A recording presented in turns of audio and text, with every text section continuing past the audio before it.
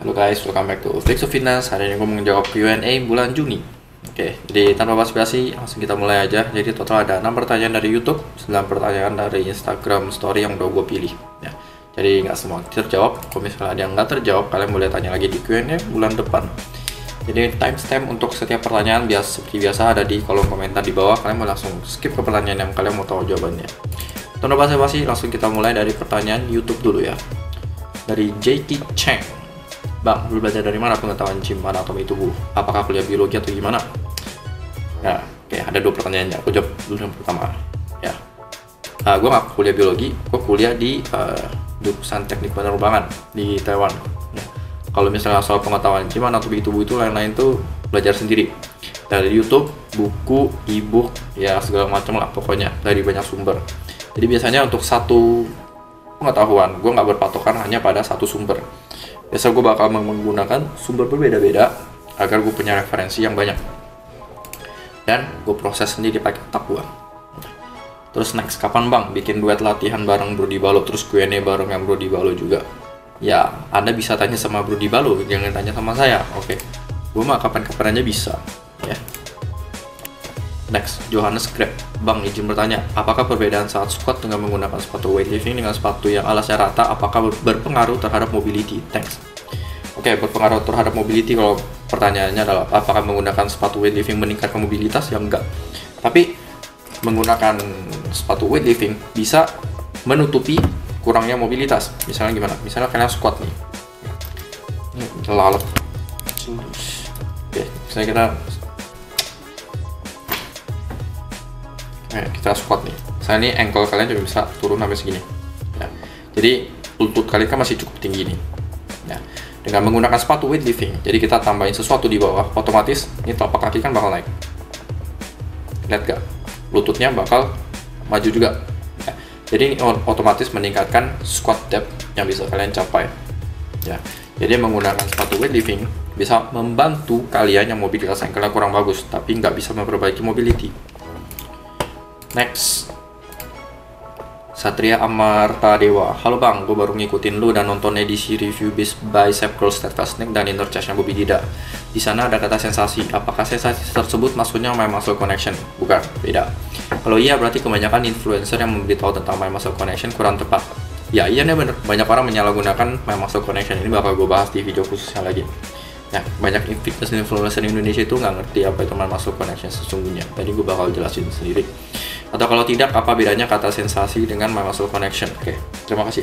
Oke, sensasi itu cuma sekedar feel. Ya, misalnya nih, kalian sekarang gini deh, langsung praktek ya. Fungsi bicep kan 3, supinasi, elbow flexion, sama shoulder flexion. Ya, sekarang kalian langsung lakuin 3 fungsi ini. Supinasi, elbow flexion, ya, kencengin bicep, terus angkat sambil nih udah squeeze ya bicepnya, terus kalian squeeze lagi naik lagi. Kalian bakal merasakan sensasi yang kuat banget di bicep. Cuman dengan posisi ini. Ya.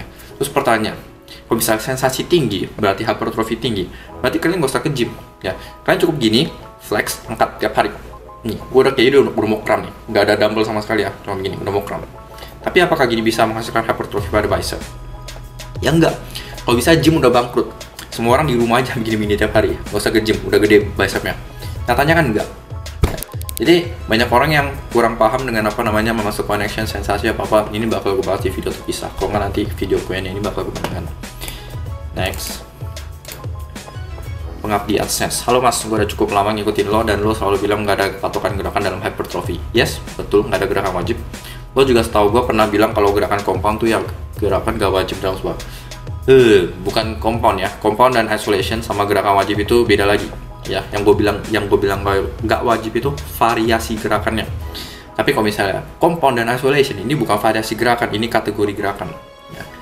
Terus pertanyaan gue, kalau bukan dari gerakan compound itu dari mana? Misal gue ngelakuin bench press tapi udah nggak lakuin lagi dan gue ganti ke workout B, dan apakah itu bagus? Tapi teruntuk dari situ too much volume killing your gains. Jadi kayak daripada ngelakuin workout A dan workout B, mending bench press. Oke, banyak sekali miskonsepsi pada anda ya. Ngelakuin lebih banyak gerakan nggak berarti volume lebih banyak. Ya, ini nih, ngelakuin dumbbell chest press 3 set ditambah dumbbell fly 3 set nggak sama dengan bench press 6 set. Oke, jadi di Indonesia ini juga sama nih, hitung-hitung volume itu terlalu mudah. Volume itu bukan beban kali set kali reps. Ya, asal ada rest time yang berubah, range of motion yang berubah, atau mesin alat yang berubah, gerakan yang berubah, kan itu udah nggak bisa nyamain volume. Ya, jadi ini di Indonesia itu terlalu menyimpulkan hal-hal yang tidak seharusnya disimpulkan dan terlalu rumit-rumitkan hal yang nggak perlu rumit. Ini faktanya di Indonesia. Ya, ini juga sama nih. Ini bakal gue bahas di video terpisah lagi. Gue nggak bakal kepanjang video Q&A ini. Intinya yang bukan wajib adalah variasi gerakannya. Ya, jadi setiap gerakan punya kayak misalnya ada poin-poinnya. Misalnya gerakan ini kalau untuk hypertrophy poinnya 10. Kalau misalnya gerakan B untuk hypertrophy mungkin poinnya cuma 9 dari 10. Ya, jadi semua gerakan itu punya poin-poinnya sendiri, punya benefit dan kekurangannya masing-masing. Jadi ini yang harus kalian pahami. Memang nggak ada gerakan wajib. Tapi misalnya pertanyaan tadi adalah compound dan isolation. Compound itu nggak wajib. Ya enggak, compound dan isolation itu namanya kategori, bukan variasi gerakan. Beda lagi. Oke, next. Davichi Yeye.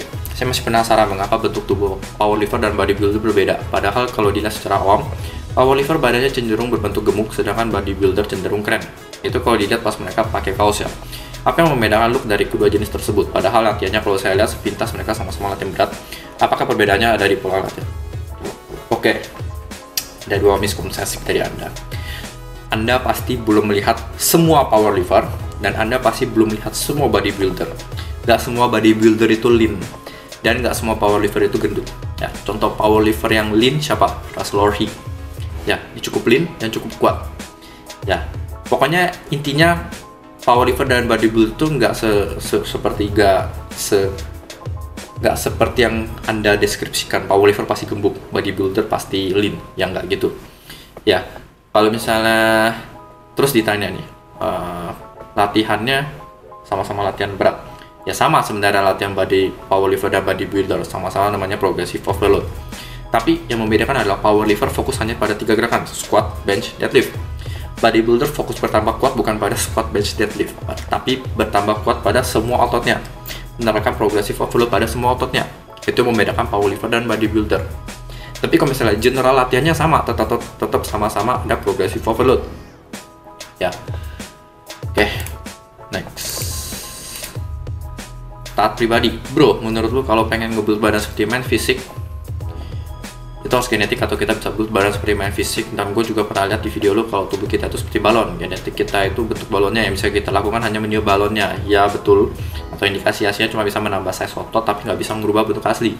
Nah, kalau ada orang yang genetik awalnya udah nggak termasuk kriteria main fisik, apakah dia bisa build badan seperti main fisik? Oke. Pertama, Anda nggak akan tahu genetik Anda seperti apa sebelum Anda mencoba. Ya. Kalau misalnya mau dibilang, kalau misalnya nih kalian udah nyoba nih, ternyata mungkin secara anatomi, secara struktur tubuh kalian mungkin tidak mendukung untuk masuk main fisik. Ya iya, berarti susah. Jawaban jujurnya adalah nggak cuma untuk bodybuilding, cabang olahraga bodybuildingnya. Semua cabang olahraga yang mengandalkan fisik, semua itu genetik dominasi lah, bisa dibilang. Kayak misalnya powerlifter, weightlifter, bodybuilder, terus kayak ada apa, kayak pokoknya semua gerakan yang mengandalkan fisik lah intinya. Itu persentasi kontribusi genetik kepada prestasi mereka tuh sangat-sangat tinggi. Ya. Sama lah kalian main basket. Kalian misalnya mau jago nge-shoot, jago dribble, tapi tinggi badan kalian cuma 150 cm, kalian nggak akan masuk NBA. Ya, sama juga sama kayak misalnya kecuali misalnya olahraga yang mungkin lebih mengandalkan teknik ya. Mungkin seperti kayak badminton, tenis. Ya, mungkin itu kalian bisa menggunakan hard work untuk melawan genetik yang buruk. Tapi jujur aja kalau misalnya bicara tentang olahraga seperti bodybuilding, powerlifting, kalau misalnya secara fisik, secara genetik kalian udah nggak mendukung, kalian udah susah berprestasi di sana. Jawaban jujurnya seperti itu. Ya. Next, ini masuk ke IG. Anggi Maretas, gimana pendapat kakak tentang Pajirikom untuk intermediate liver? Tetap bisa. Kayak gini deh, buat mencapai fase intermediate itu juga nggak mudah. Kebanyakan orang menganggap diri sendiri udah masuk intermediate tapi belum. Ya, apalagi wanita. Jujur gue lihat banyak sekali wanita latihan dengan intensitas yang terlalu rendah. Ya, coba kalian lihat di wanita di gym kalian. Siapa sih yang ngangkat sampai ngegrind? G-R-I-N-D, ngegrind.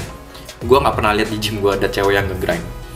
Ya, jadi jujurlah kalau misalnya kalian, apalagi kalian wanita, kemungkinan besar kalian masih tahap pemula, masih jauh dari intermediate. Dan kalau misalnya pun kalian udah masuk intermediate, bodycomnya masih bisa aja. Cuman ya mungkin ada beberapa orang bilang nggak optimal, ada beberapa orang bilang ya sebenarnya kalau misalnya dibilang optimal nggak optimal, kita nggak bisa ngukur. Kalau misalnya kita bicara tentang intermediate, perubahan massa otot itu udah sangat-sangat lambat kan. Ya. Jadi misalnya kalian setahun cuma bisa nambah otot 1-2 kilo deh. Untuk meneliti apakah kalian ada loss muscle atau build muscle dalam hitungan bulan, dimana muscle building rate kalian dalam setahun cuma naik 1 kilo, itu udah susah banget. Ya, jadi kalau misalnya mau tanya pendapat gue tentang body composition intermediate, ya mungkin bisa, ya mungkin enggak. Ya, gue nggak ada jawaban pastinya. Bisa kedua-duanya. Next, yours Tia. Untuk cewek apa gak apa-apa leg day fokus di glute, apa harus tetap ngenain semuanya, nggak mau kuat besar. Misalnya anda latihan glutes untuk mengubah proporsi glutes sama paha, bisa-bisa aja. Tapi kalau misalnya goal anda adalah untuk membentuk glute sebesar-besarnya kayak Kim Kardashian, ya otomatis kalian harus ngelatih juga otot-otot yang mendekati glutes, ya. Jadi tubuh manusia itu seperti yang gue sering bilang ya, nggak bisa melampaui otot tetangganya terlalu jauh kecuali genetik memungkinkan. Ya, kalau misalnya kamu glutes yang sebesar-besarnya, ya otomatis paha kalian harus kalian latih. Tapi kalau misalnya kalian cuma sekedar mau glutes yang lebih besar dibandingkan proporsi glutes lebih besar dibandingkan paha, ya nggak apa-apa, nggak usah latih paha. Next, healthy enthusiast. Apa weight yang dipakai latihan harus sama? Misalnya bicep curl 15 kilo, apa tricep back harus 15 kilo juga? Gak semudah itu. Kalau misalnya kita analisa secara biomekanik, secara fisika, semua gerakan, ya itu nggak semudah ini. Maksudnya ngelakuin leg extension 40 kilo berarti leg curl juga 40 kilo, ya nggak begitu. Ini sebuah konsep yang terlalu dimudah-mudahkan. Jadi nggak seperti itu, nggak harus. Ya. Anthony Lim, untuk hypertrophy kaki lebih baik Olympic squat, S2 grass atau bodybuilder style sedikit di bawah paralel. Oke. Teman, mungkin ada miskonsepsi sedikit di bawah paralel itu bukan bodybuilder style. Ya, apa nama bodybuilder style? Gue nggak tahu sih sebenarnya. Oke, jadi intinya begini. Kalau misalnya goal kalian adalah hypertrophy, kalian harus bikin otot kalian memanjang dan memendek sepanjang mungkin. Selama masih ada beban. Dalam kondisi selama masih ada beban ya. Jadi misalnya kalian lakuin dumbbell fly, misalnya udah nyampe sini udah nggak ada beban. Ya kalau misalnya kalian kesini lagi, ya nggak ada gunanya. Meskipun otot ada kontraksi tapi udah nggak ada beban, sama aja bohong. Jadi yang gue maksud kontraksi adalah otot harus berkontraksi dalam asumsi masih ada beban. Ya, kalau misalnya kalian bisa, struktur tubuh kalian memungkinkan untuk go S2 grass, ya harus S2 grass. Kalau misalnya kalian nggak S2 grass, cuman karena dengan nggak S2 grass kalian bisa ngangkat lebih berat, dan kalian berasumsi mengangkat lebih berat, berarti hypertrophy lebih banyak. Ini misconception, ya. Jadi untuk kalau bicara tentang range of motion untuk hypertrophy, ya range of motion sebesar mungkin di mana tubuh kalian memungkinkan kalian untuk mencapai range of motion tersebut tanpa resiko cedera. Ya, dan ingat masih ada beban. Next, Alien Fat. Apakah ada perbedaan signifikan dalam glute muscle rep rendah beban berat dan rep tinggi beban medium? Ya, kalau dijabarin dari segi fisiologisnya ya terlalu ribet lah. Pokoknya intinya begini. Udah di gue riset juga. Semua rep range itu bisa digunakan untuk hypertrophy. Tapi kita harus tinjau. Tiap rep range itu punya fatigue yang berbeda-beda. Dalam artinya begini. Pokoknya gini nih. Kalau misalnya kalian mau hypertrophy, kalian harus mendekati atau mencapai failure. Kalau misalnya kalian mau mendekati atau mencapai failure, misalnya dengan barbell squat 50 repetisi. Apakah itu gampang? Kalian bandingin setingkat fatigue yang kalian dapatkan dari melakukan barbell squat 50 repetisi sama ngelakuin barbell squat 5 repetisi. Fatigue dari 50 repetisi barbell squat itu besar banget ya. Dalam artian mungkin kalau misalnya habis kalian ngelakuin barbell squat 50 repetisi, kalian udah gak ada tenaga buat ngelakuin gerakan lain lagi ya. Jadi kalau misalnya dibilang volume secara overall dari workout kalian ya udah habis di barbell squat 50 repetisi satu set ya. Jadi gini, dari pengalaman pribadi gue sendiri, gue lebih prefer untuk rep range 6-12. Bukan berarti di atas 12 udah nggak hypertrophy, atau di bawah 6 udah nggak hypertrophy. Gue masih ada beberapa gerakan yang gue latihan di bawah 6 repetisi, masih ada beberapa gerakan yang di atas 12 juga. Tapi 6-12 adalah spektrum dimana fatigue kalian nggak besar-besar amat. Dalam artian kalau misalnya kalian mencapai failure di spektrum 6-12, fatigue kalian nggak besar-besar. Misalnya, maksudnya dalam selesai set itu, kalian nggak tepar. Ya, masih bisa ngelakuin set berikutnya seperti itu. Jadi saran gue adalah di 6-12. Aniucha. Konsumsi protein kurang dari 2 gram per kilogram, tapi tetap fitness apakah otot masih bisa terbentuk? Jawaban simpelnya ini. Konsumsi protein itu ada spektrum. Misalnya kita anggap 1 gram sampai 2 gram per kilogram. Ya, di sini mungkin kurang optimal. Terus semakin kalian mendekati 2 gram, semakin optimal. Ya, jadi kalau misalnya konsumsi protein kurang dari 2 gram, tapi tetap fitness apakah otot masih terbentuk? Misalnya kalian di 1,5 atau di 1. Ya mungkin ya kurang optimal, masih bisa terbentuk, tapi ya kurang optimal. Yang penting jangan sampai minus. Ya, next, Jubair Binyo. Banyak cewek latihan dada takut karena nanti dadanya mengecil. Tolong penjelasannya kok. Oke, ini udah mitos yang udah mati lama banget, dan mungkin di Indonesia kan memang selalu ketinggalan ya. Jadi wajar kalau misalnya mitos-mitos seperti masih ada. Nah, dari mana mitos datangnya? Kenapa latihan dada bikin dada mengecil? Yaitu dari fitness influencer yang nggak ngerti. Mereka masih percaya namanya spot reduction. Ya, latihan bicep buat ngecilin lengan. Latihan perut, sit up buat ngecilin perut. Ya, latihan apa? Latihan tricep buat ngecilin ini nih, biar gak ngegantung gini, sama bullshit semacamnya. Itu yang adanya di Indonesia ya. Memang selalu bisa dibilang secara jujur, memang selalu beberapa langkah tertinggal in terms of pengetahuan. Ya, jadi kalau misalnya ditanya, banyak cewek takut dadanya mengecil. Yang bikin dada mengecil dari cewek itu adalah body fat kalian yang terlalu rendah. Nggak ada kaitan dengan massa otot. Ya, oke. Next. Bayudi suka lihat lebih optimal mana untuk melatih side delt, standing or seated lateral raise menggunakan dumbbell? Oke, pertama, kalau kita bicara tentang stimulus dari posisi berdiri atau posisi duduk, yang ada beda. Tapi dengan kalian berada di posisi berdiri, ada kecenderungan untuk mengayun. Ya. Kalau kalian duduk, otomatis pinggul kan bisa gerak. Ya, otomatis kemungkinan mengayunnya berkurang. Kecuali kalian ngayunnya dari atas. Ya, ini beda lagi. Nah, jadi berdasarkan informasi itu, kalian bisa mengurai sendiri kelebihan kekurangannya. Ya, kalian bisa gabung juga. Jadi kalian bisa latihan dulu menggunakan form strict tanpa momentum dengan duduk seated. Pas sudah misalnya nggak kuat nih, kalian bisa berdiri. Ya, disambung lagi dengan sedikit bantuan momentum. Ingat jangan berlebihan.